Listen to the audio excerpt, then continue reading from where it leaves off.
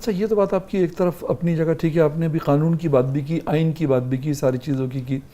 دوسری طرف ہم کراچی میں ہوا تھا بڑا مشہور شاہ زیب قتل کیس، جس میں شاہ رخ جتوئی جو تھا وہ انوالو تھا، اور وہ اس کی شاہ زیب کی بہن کے ساتھ کچھ بدتمیزی کر رہا تھا، تو بھائی نے بیچ میں جب آیا تو اس کا مرڈر کر دیا. یہ وہ بعد میں وہ قاتل جو تھا اس کا وہ چلا گیا اور پاکستان سے باہر چلا گیا.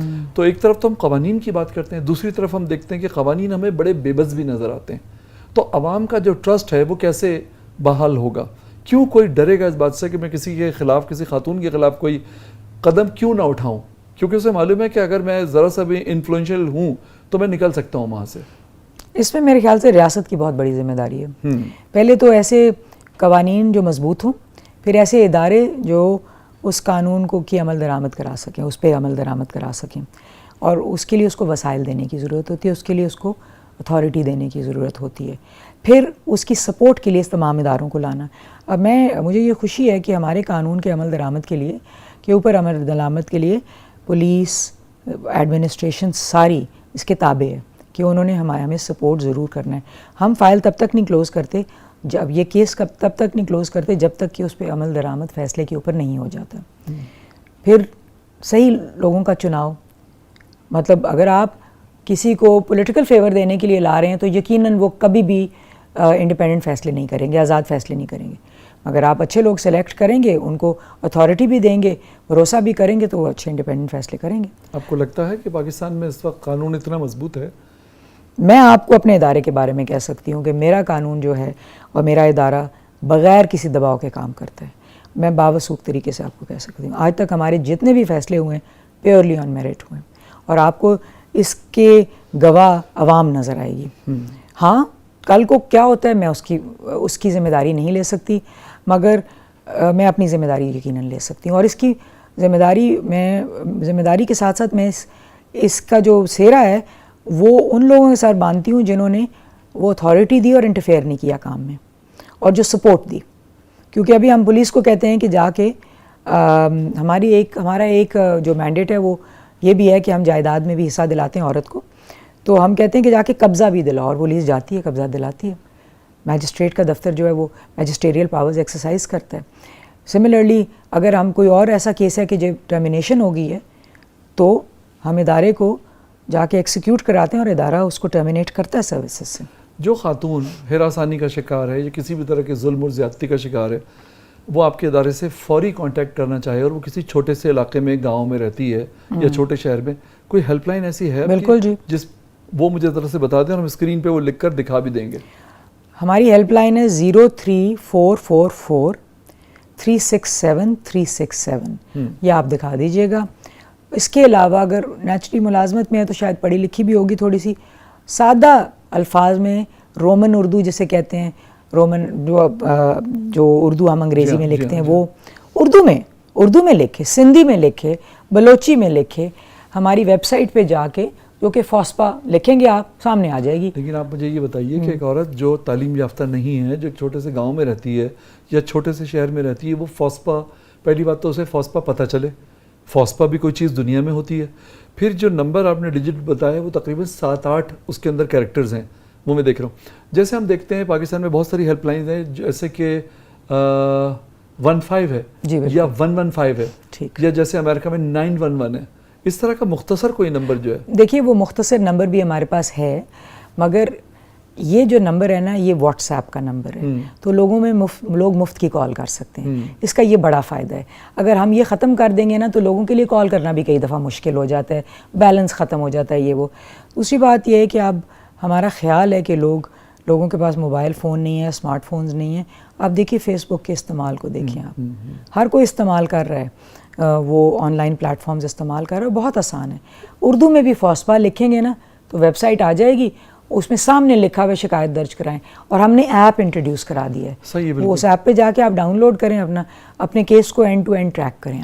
آپ نے جیسے کہا نا کہ فیس بک وغیرہ ہر کوئی استعمال کر رہا ہے، اور سوشل میڈیا اور ڈیجیٹل میڈیا. آپ کو معلوم ہے پورے پاکستان میں کراچی جیسے بڑے شہر کے اندر بے شمار خواتین ایسی ہیں جو آن لائن کیب نہیں بلا سکتی اپنے گھر پہ. آج بھی وہ بس اسٹاپ پہ جا کے کھڑی ہو کر اور وہاں سے رکشہ لیتی ہیں. آپ صحیح کہہ رہے ہیں. آن لائن کیب ان کے لیے. اور اگر کبھی مشورہ بھی دو، ہم اپنی فیملی میں بھی مشورہ اگر کبھی دیتے ہیں کہ جی اب وہ کہتی ہیں جی میں رکشہ لینے جا رہی ہوں, اور اگر آپ یہ کہتے ہیں رکشہ گیٹ پہ آ جائے گا, ان کے لیے یہ بہت عجیب بات ہے. رکشہ گیٹ پہ کیسے آئے گا, اس کے لیے مجھے کیا کرنا ہوگا, شاید کوئی مجھے ایجوکیشنل کوالیفیکیشن چاہیے ہوتی ہوگی, جس سے اس سب سے پہلے اس ایپ کو ڈاؤن لوڈ کرنا, اس کو ڈاؤن لوڈ کرنا, انسٹال کرنا اس کو, پھر اس کے بعد اس کا استعمال کرنا. تو یہ ساری چیزیں آسان نہیں ہیں.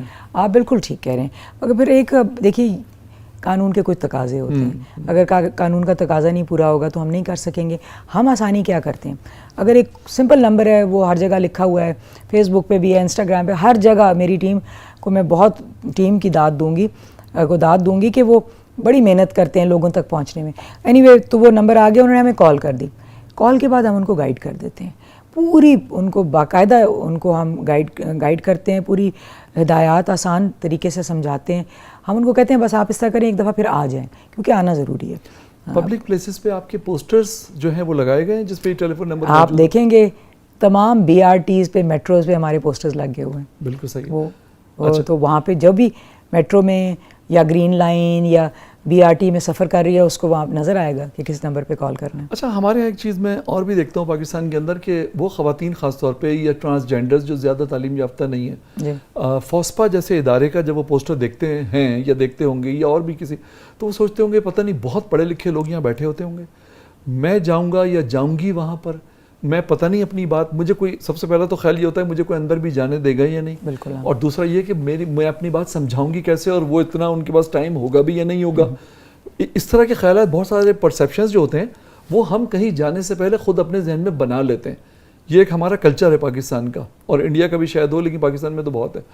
ہم نیگیٹو زیادہ سوچتے ہیں کہ میں وہاں جاؤں گا, پتہ نہیں کوئی مجھے لفٹ دے گا یا نہیں دے گا, کوئی مجھ سے بات کرے گا یا نہیں کرے گا, میرا مسئلہ حل ہوگا یا نہیں ہوگا, کیا پتہ وہاں کتنی دیر مجھے لائن میں کہیں بیٹھنا پڑے گا. یہ ساری نیگیٹو چیزیں پہلے ذہن میں آتی ہیں. پھر وہ کہتا ہے چلو, تو اس سلسلے میں آپ لوگ کیا کر رہے ہیں یا کیا کیا جا سکتا ہے؟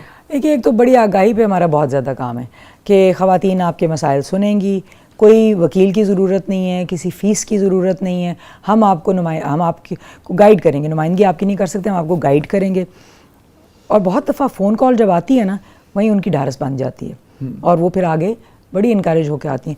اور سیکنڈلی میرے اگین مشاہدے میں بڑی حیران کن باتیں بھی آئی ہیں کہ ان پڑھ عورتیں ایسے ڈٹ کے اپنا مقابلہ کر رہی ہوتی ہیں, کوئی مسئلہ نہیں ہے, بالکل پیچھے نہیں ہٹتی ہیں, اپنی بات پراپر سمجھاتی ہیں, بلکہ کئی دفعہ پڑھی لکھی سے بہت زیادہ کریج ان میں مجھے نظر آتی ہے.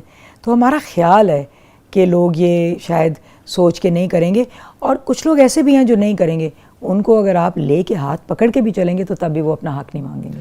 کتنے % کیسز جو آپ کے سامنے آئے, آپ کے تھرو جو ہے جو پروسیس ہوئے, ان میں انصاف ملا اور کارروائی ہوئی؟ ہمارے پاس جتنے بھی کیسز آتے ہیں ان سب پہ کارروائی ہوتی ہے. کوئی ایسا بھی ایک بھی کیس نہیں ہوتا جس پہ کارروائی نہ ہو. ہاں, کئی کیسز ایسے آتے ہیں جو غلطی سے آ جاتے ہیں کہ جی میرا بل زیادہ آ گیا تو میرا بل کم کرائیں, وہ ایک اور محتسب ہے, ان کا کام ہے, تو ہم ان کو ان کی طرف ڈائریکٹ کر دیتے ہیں, ان کی رہنمائی کر دیتے ہیں کہ آپ ادھر چلے جائیں.